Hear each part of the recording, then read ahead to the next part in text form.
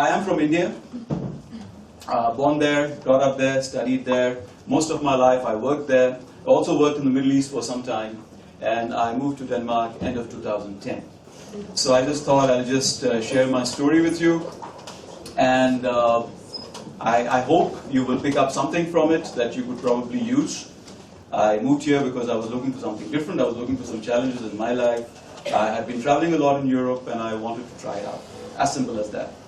My background is in psychology. I'm a psychologist. I have a PhD in psychology. I started with clinical counseling psychology, personality assessment stuff. Moved more to organizational applications. I've worked in business schools and I've worked for some companies as a consultant and leadership development coach, facilitator. I didn't have a job. So obviously you need to start looking for a job. So what do you do? And how did it really work for me?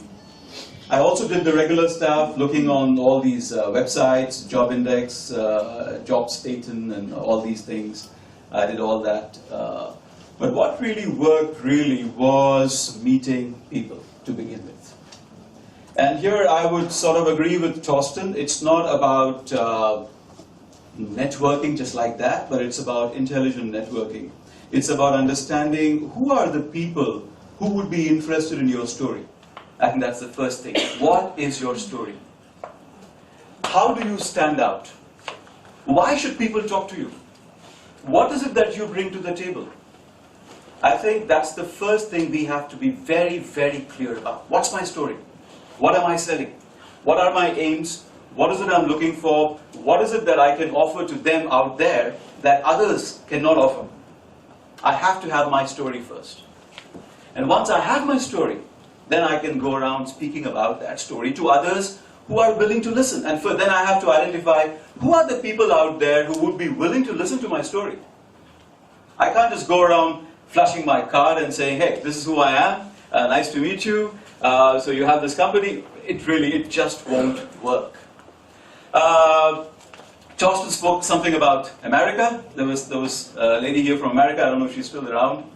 I don't think that even works in America, by the way. I don't think it works in India. I don't think it works anywhere, just going around networking, meeting people, spreading your cards. What works is intelligent networking. And in my experience, that means first having your story very, very clear. What's your USP? What's your unique selling proposition? What do you bring to the table? And secondly, finding the people out there, the companies, not just the companies, the people in the companies. And we have to work a little hard here. The people in the companies who would be willing to talk to you. Which probably means, for me at least, people who have a similar background as you have. So for me, working organizational psychology, leadership development, that's my background. Those are the people I would look for. Whatever your background is, you would probably do the same. So business school, I have also a background as an academic, teaching, and then as well as consulting. So I was targeting these two areas from the beginning when I came in here. So I go around telling people my story, they find it interesting, and a friend of mine here, she said, hey, I know a professor in Copenhagen Business School. Why don't you guys, would you like to meet him? I said, yeah, sure, I would like to meet him. And so she wrote to him, and she knew him. So he said, yeah, sure. He came down, and we met, we had a chat. And then I think also luck, I don't know what luck is. It's probably being at the right place at the right time, and I don't know how that works out. I really don't know. But he happened to be looking at the International Summer School program at CBS at that point in time. And he said, well, we are looking at applications of those who want to teach in the program. The deadline is in 2 days. I said, okay, at least I have 2 days. What do I need to do? So I said, you prepare an application, think of some courses that you can really teach, send it to me. We will send it to the study board, we'll have a look at it. So then I also have to think of, okay, so now I have this opening and I have to think of proposing a course. But then I have to propose a course that is not already out there. It has to make sense. It has to be something that people would be willing to buy. So I thought, okay, well, what can I bring to the table? I worked in South Asia. I've traveled around South Asia, Nepal, India, traveled around the Middle East, and I've also traveled around quite a bit in Europe before. I've done some work here as a consultant. So what do I bring in? I bring in an international experience. My background is psychology, but I've also worked with human resource management, some aspects of human resource management. I said, okay, so international HR it is. And so I created a course on international human resource management from an international perspective. By the way, I also worked like continuously 48 hours. I made 4 course proposals because I thought, just put it out there, one of them should click. And it did. One of them clicked. That was the International HR course.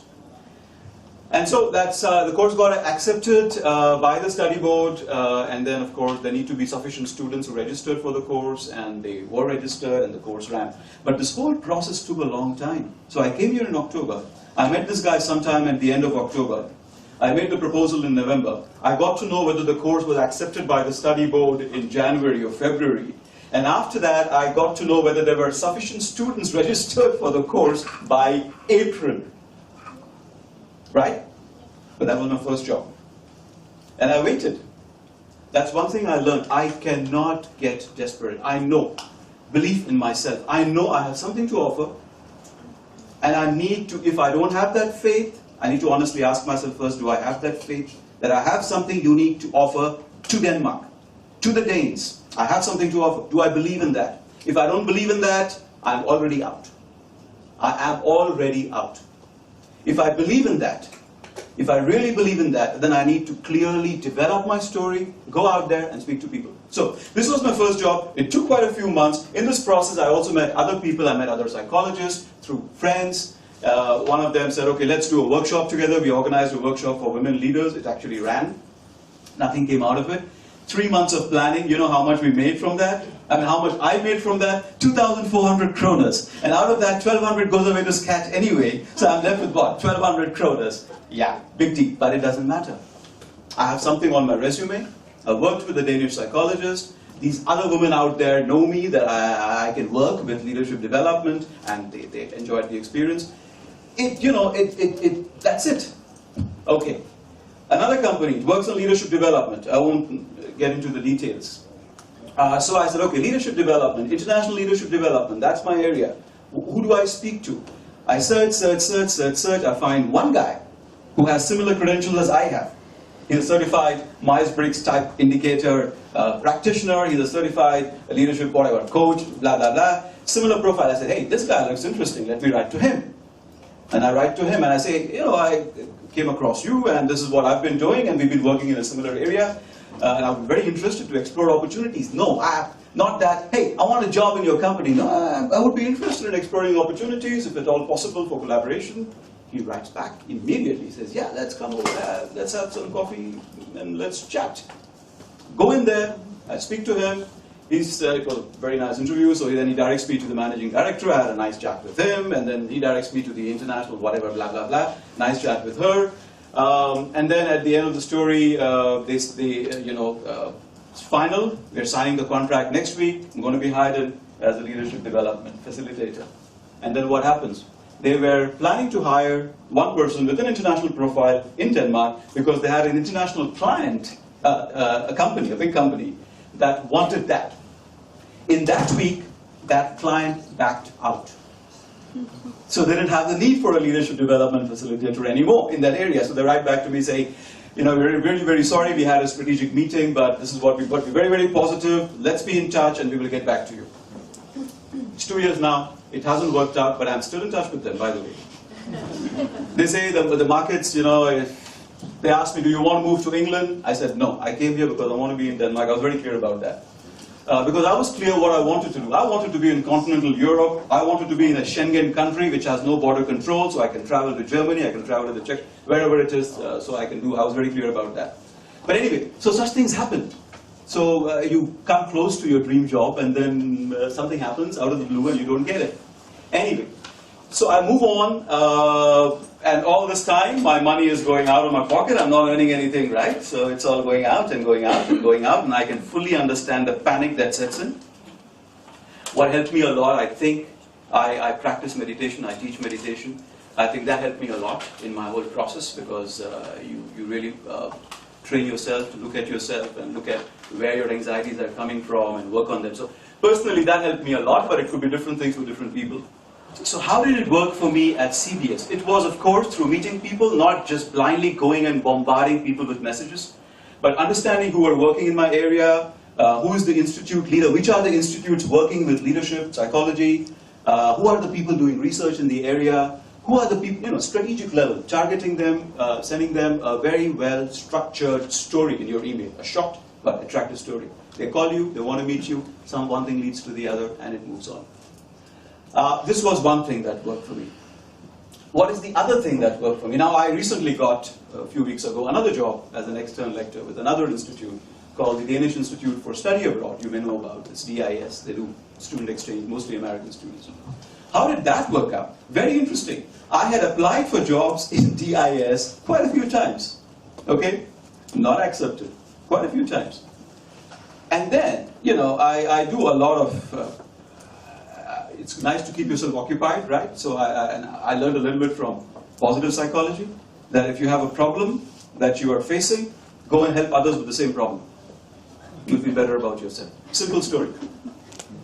And I've been volunteering a lot. I teach meditation voluntarily. I never charged for it. Even when I was not earning any money, I said, no, this is something I should do, because I know it helps people, it helps me, it helps others. So I teach meditation. I have done talks on psychology, spirituality, and meditation, a lot of them for free. But through that, I meet many people.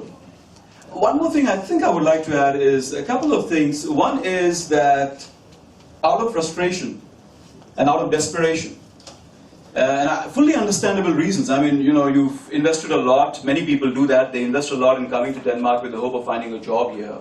And then they come here, nothing's really working out. You start getting desperate. Some people are in situations where to keep the work permits, they have to show a certain number of hours every week. What do? Get desperate. So let's do a cleaning job. Let's do work in the kitchen, something. Let's just do something. So I can fully understand that. But I have met people who worked around that very intelligently. So what they've done is like they work in these cleaning jobs, cooking jobs on the weekend.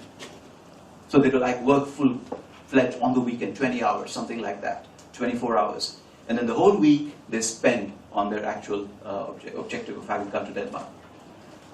Fortunately, I've never had to do that. I had the privilege to sort of take care of myself, support myself, and keep focusing on my work. But I can understand fully that that does happen. And I've seen some people who lose track of their objectives behind coming to Denmark.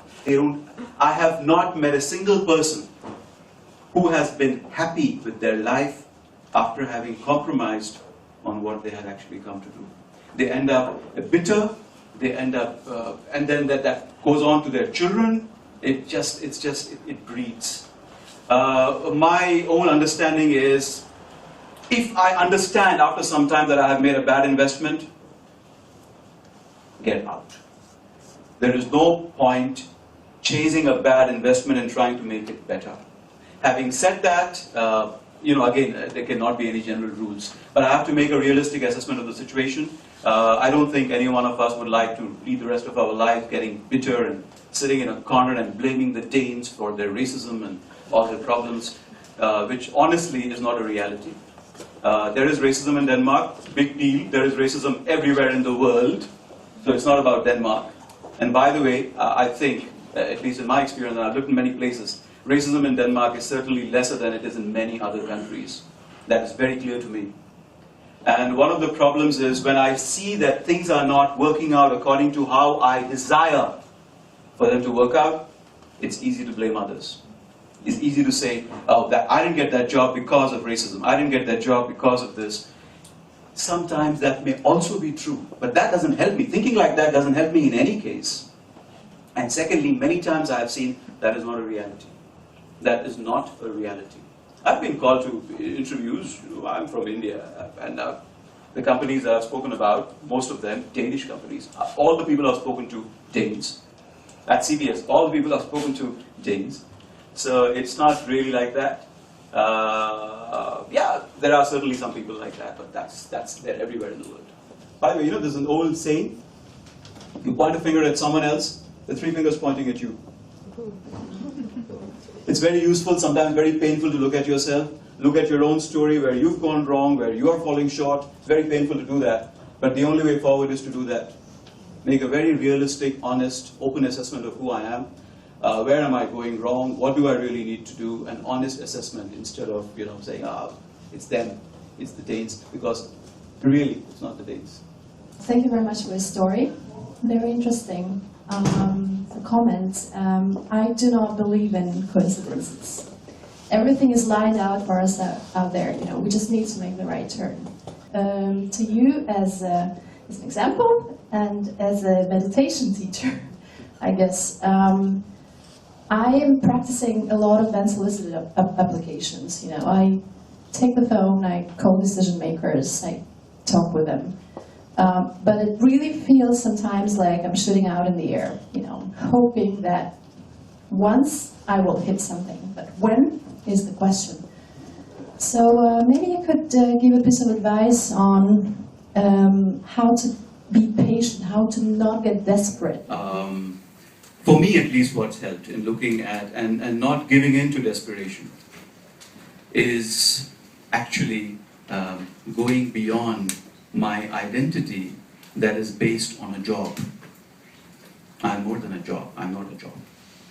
And my self-worth, my security can never come from a job. I can get the job of my dreams, and tomorrow I may lose it because of a recession, because of something. There are so many factors out there that I cannot control. So in any case, I assume, I believe that if I get this, then I'll be okay. If I get this, it'll fix my life. It won't. And having understood that it won't, then there is really no need for me to be so dependent and therefore craving after that. Yeah, I need to do something in my life, and I would like to do stuff that I'm good at, stuff through which I can contribute to the world. But that's not who I am. I'm more than a job. It's just a job. For me, that helps me a lot.